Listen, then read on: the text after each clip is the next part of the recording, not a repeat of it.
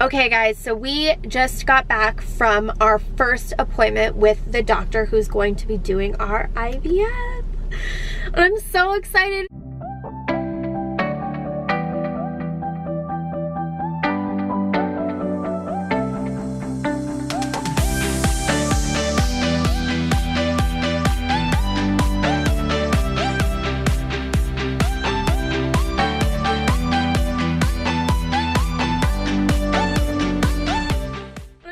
Excited and so nervous, and she seems really good at what she does, and that really makes me happy. She gave me kind of like this peace of mind. I wouldn't even call it peace of mind, because really I think in IVF there is no such thing as peace of mind, because you really don't know what's gonna happen. I'm asking her these questions and she's like, my crystal ball is, you know, not working right now. And I was like, crap, you know, she's right. She doesn't really know how this is going to turn out. So I could tell her this is everything, but you know, until she sees all of our test results and everything comes back good and the embryos do their thing and all this stuff, we're kind of like playing with what happens, with whatever life happens to give us. So I definitely feel better though, because going into this, I was actually concerned. I had some like deep concerns that she was going to tell us that we were not candidates for this, and I knew we were, just based upon the fact that we are male factor infertility, because my husband did have a vasectomy, and so we don't have that to work with. So that's why we're doing IVF. It's not me. I've been fertile myrtle since I was 16 years old. So I am not the factor here. So that actually bodes really well for us, obviously, because I don't really, so far as we know, I don't have any issues. We just have to deal with my husband's issue. So if you don't know anything about our story, definitely go find out, because this is not a second marriage. He did have the vasectomy during our marriage. It was a choice that we made while he was in the Army, and now we are going, ooh, that was probably, we probably should have done something a little less permanent, but of course the Army did not educate us on that, so we did not know what it would be like to have to try and conceive again after that was done. They pretty much made it seem like we would just be able to, hey, quick reverse it. Well, it's not that simple, and it's very expensive. So, all that aside, meeting with her went really well. I felt really good. She said because of our age, specifically my age, I'm only 30, the fact that I've carried 4 successful pregnancies makes me a ideal candidate for this, and it means that our odds are significantly higher than people who are going in with some kind of fertility issue or an unexplained fertility issue. And you know, that made me feel better, but of course my heart's breaking for everybody who has to go through the part where they don't know what's going on, or there is something else and they do have to take all these extra things. So I feel very lucky that for my end of things that I am doing well. However, she said, and I quote, "I'm not giving you any promises or anything until you've had your blood work and all these other tests run, so I know what I'm working with." So while I may look textbooked and look perfect at 30 years old with 4 children, like I'm, you know, there could always be something that pops up that we weren't expecting. So she told me that basically our next steps is to have the CD3 blood work done, and it's looking like we're going to be in Arizona when that happens, because we're going on a trip this weekend for my best friend's wedding. And so we're going to be in Arizona, but she just gave me the script so that we could just have the blood draw done in Arizona. It really doesn't matter. When you're self-pay, it doesn't matter where you go, you're going to end up paying the bill regardless. So she's gonna have us do all that, have Nick get all of his blood draws done. So we're kind of, yeah, just kind of like crossing those bridges as they come. And then I think she said something about CD8 or 9, and I'll guess I'll look at the paperwork. We'll be doing this thing where they put saline up through my uterus and watch it and just make sure that there's no polyps or blockages or anything like that, just to make sure that everything is good. So I'm looking forward, I'm not even going to say I'm not even looking forward to that. I'm not looking forward to that, but I am looking forward to getting all of this started, which is really exciting. So I kind of wanted to talk about some of the stuff that I asked her, because you know, I had these questions, so I feel like maybe if it would help somebody else know what questions to ask, or maybe you had this question and you may not be in the same boat I am, but this is what I had. I did ask her about her personal success rates. She's got really good success rates.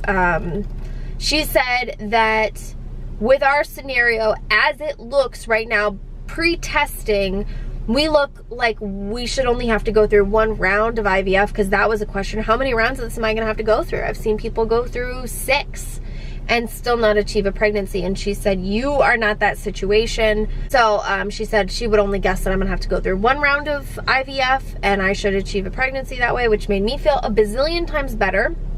So there was that. I was worried about the fresh versus frozen transfer, and she thinks that we're good candidates as of right now for a fresh transfer. Of course, we have to wait and see how everything goes and see if, you know, the embryos even fertilize or become embryos, or there's just so many steps, like you just don't realize how much goes into this. So there was that. I asked her about what supplements we should both be taking. She said a prenatal is fine for me, but really, just because we don't really know how we're gonna go about retrieving his sperm yet. We haven't made that decision yet. There's a couple different options we have. So we are going to explore those, and I'll let you guys know. So I think one of the things that bothered me the most was when I asked her, what forms of communication do you have for your patients to connect to you? So this is a big deal to me, because especially when you're going through something that is so intensely timed out as this is, and you've got like this month-long schedule, sometimes more than a month-long schedule, and you're kind of like, everything is down to the hour. It gets really hard when you live 2 hours away from the doctor's office. We live in like nowhere, Nebraska, but we're 2 hours from where our doctor's office is. So we're gonna be driving back and forth a lot. So that obviously was a concern to me. And one of the things was, how can I get a hold of you if something is wrong, if something happens, what's going on? You know, I like warm and fuzzy doctors. I like doctors who are really invested in what you're doing and don't just see you as a number. Unfortunately, I think that this practice is so big that they do just see you as a number.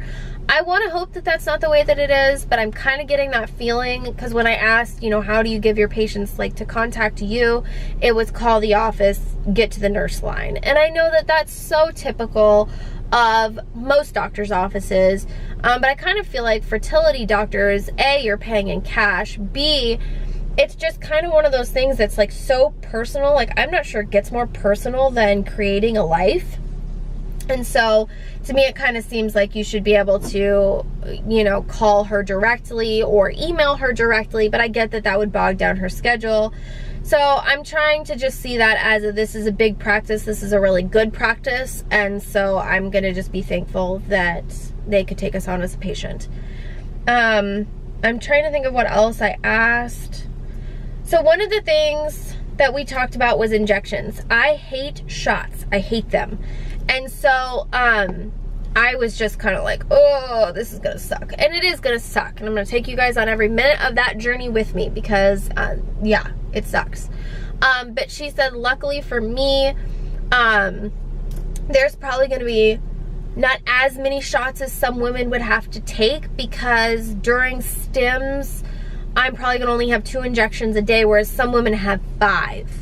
So for me, because I don't have any other underlying issues that we know of right now, and I'm pretty sure I don't, I'm not going to have to do too much.